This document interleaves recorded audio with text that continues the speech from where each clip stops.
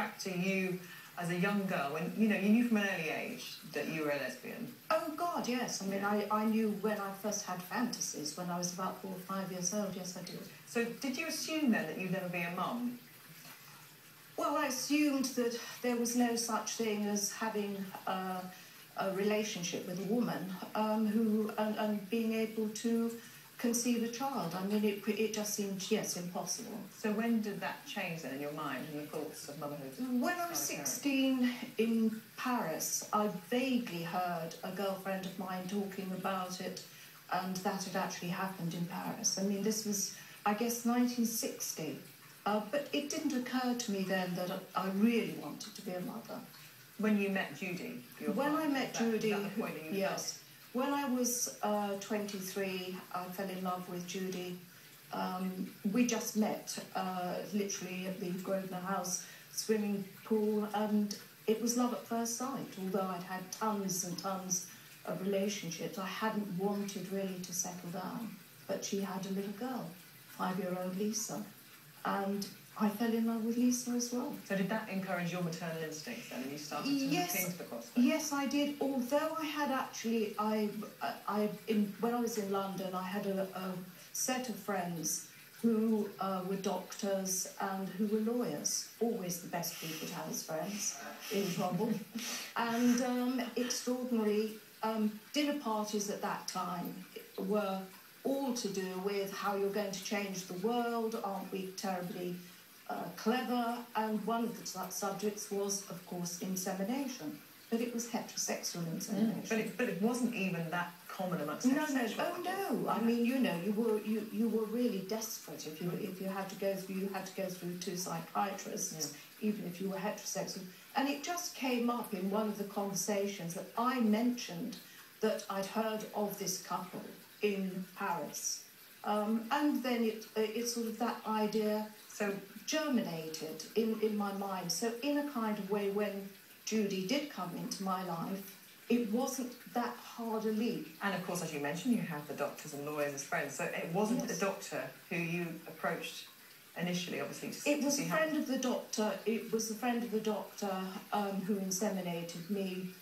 He'd been at one of the dinner parties, and I said, "Bertie, do you think it's possible that I could be inseminated?" And he said, "Well, you know, any woman can be inseminated. Why do you want to be honest about it?" I said, "I would not go into this. I'm going to have a child if this works out. I wouldn't go into it unless I was 100% honest from the very beginning."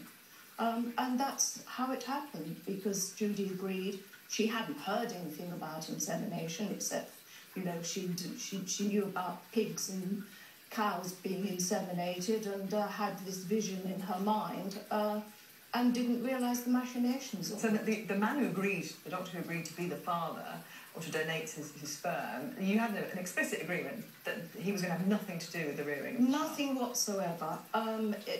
What happened to start with was that I'd done various tests, and I didn't want to have a medical student, which was the normal practice in those days, to have a medical student as a donor, because I wanted someone who I knew about, whose background I could research, because I just felt that would give Nicky, my son, the best possible chance. And he was brilliant. The doctor was absolutely everything that I could possibly want for in a donor. I know that sounds very cold, but believe you me, it was at that time I knew I had to get everything absolutely right. Let's move on to when you're ready to give birth and you're in the hospital then, and there's you and Judy. I imagine this was a scene that nobody in that maternity ward had seen before. Well, it's a small cottage hospital. I could have gone private, but the local doctors were as fascinated as anybody. I mean, they wanted to know the ins and outs of it, and you know, it was... And they were accepting? And they were accepting, but the actual matron, oh my God, what a dragon. I mean, anything that you could imagine you did not want round you when you had your legs up in the air was that. And, you know, it was horrendous. I mean, she said, "No way, I'm not having my staff You know... what was her problem with Judy being there? I mean, there were other women around, so why was Judy... Because she was my lover, and she thought that that's terribly unnatural and that I shouldn't be giving birth and I should apologise for being a lesbian. And how dare I take this responsibility upon myself? And the poor woman, I mean, who was the actual midwife, thank goodness the Gorgon wasn't there when I was actually in labour. You know, because poor Judy, I think she would have crashed the birth. I mean, she just wanted to hold the baby. Yeah. And the baby was Nick, your son. Was Nick, my son. She just wanted to be there. Were you always very honest with Nick about how he was conceived? Yes. From the minute that he could understand, I told him. But the tragedy was that I lost Judy. Judy had a heart attack when Nick was just 9 months old. So I was left to bring up little Nick, 9 months old, and Judy's daughter, who was then 7. And Judy had neglected to get divorced, although she was separated. And the man who was her husband wanted custody of Lisa. So you had this whole battle to go through although he wasn't the father. So thank goodness, as I said, that I had a lot of friends who were lawyers. My goodness, that was 1-2-year battle. And then, of course, when the Tamils got involved, again, more furore. And let's speak to Nick now. He lives in New York, so he's very kindly got up in the middle of the night for us there. Hello, good day to you. Hello, yes, this is the voice of Nick. Hi, Nick. How was your childhood? Did it all seem normal at the time?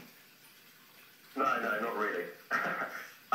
It wasn't normal, but at the time we were doing so much media. I think part of the message that we had to stay on, or we felt the responsibility to stay on, was to express that it was normal.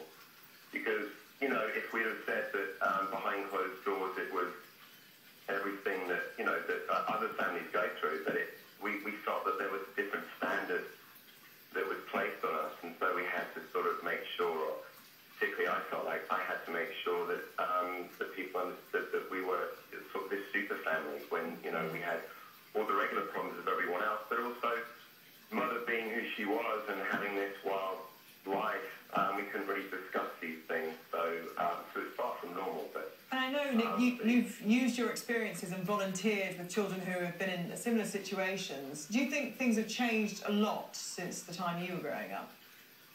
They have and they haven't.